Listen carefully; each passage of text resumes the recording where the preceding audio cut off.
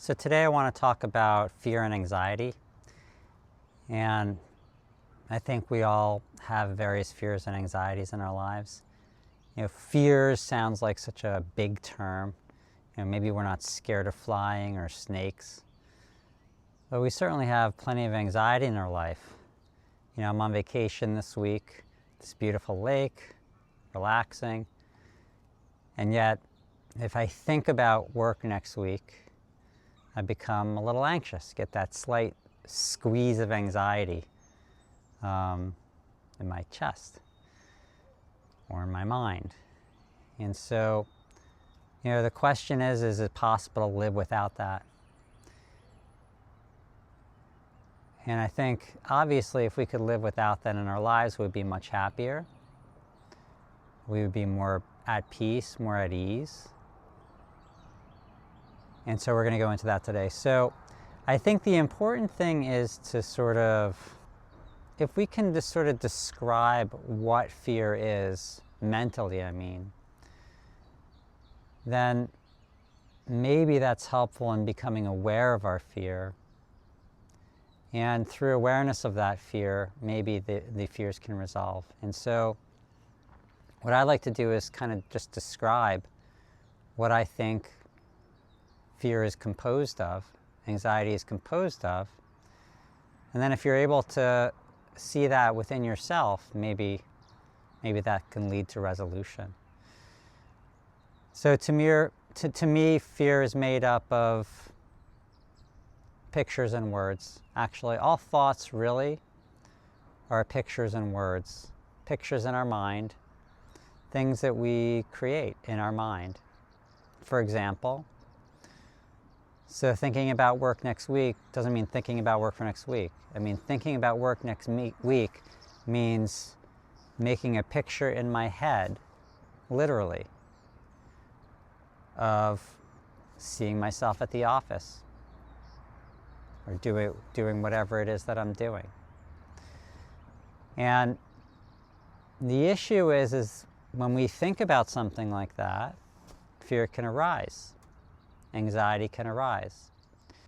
So can we become aware of that process? I don't know if you've ever sort of noticed how we create these pictures in our minds. I hadn't until I got involved in all of this, but it's quite frequent. And so we picture the future.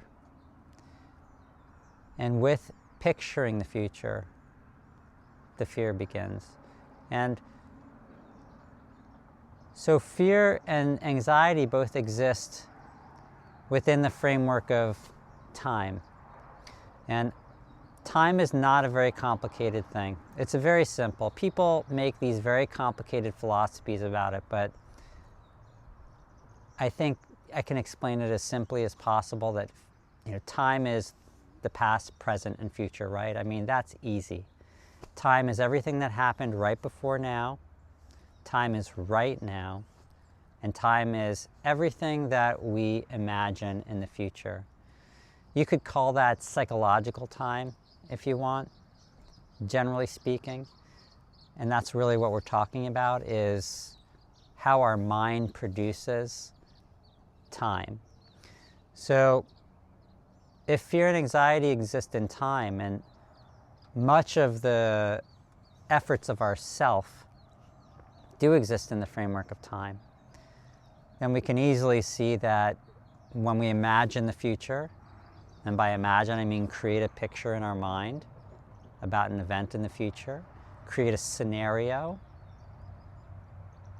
almost like a movie in our head,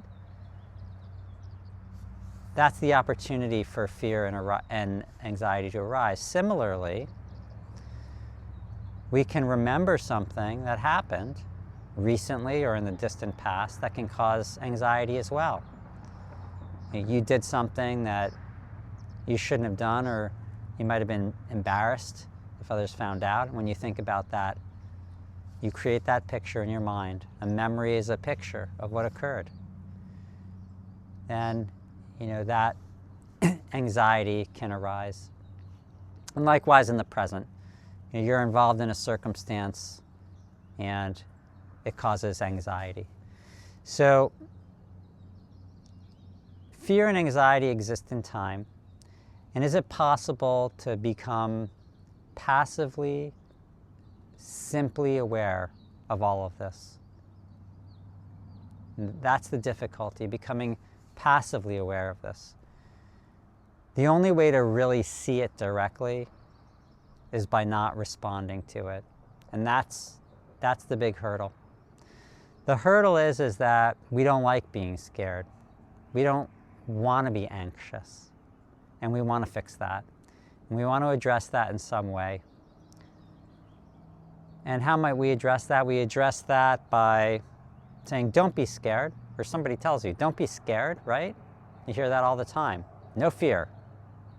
Create a belief system to cope with the fear. Or you justify that. You say, you know what? It's okay to be scared. I need to be scared.